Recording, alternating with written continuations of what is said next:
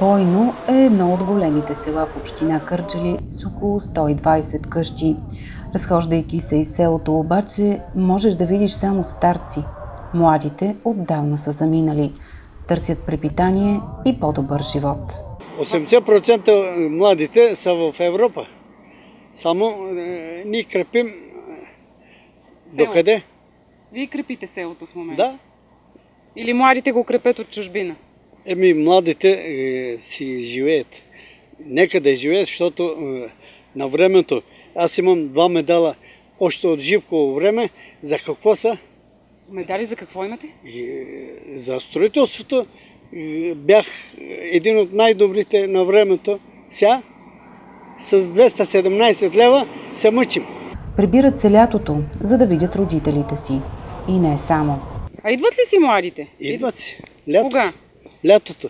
Да приберат каквото приготвяме. Така ще.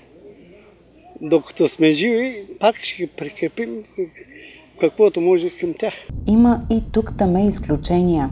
Само едно момче имам, аз 3 дъщери имам, в Турция съм. А сина ви къде е? Тук ли е? Тук е. В България си е? Тук работи. Той е един от малкото, който е останал тук. Не знам.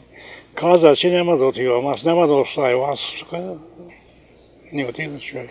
Училище има и детска градина също, но децата са малко, от Бойно и съседните села. Цяло училище 350 души деца учеха, сега няма и 50.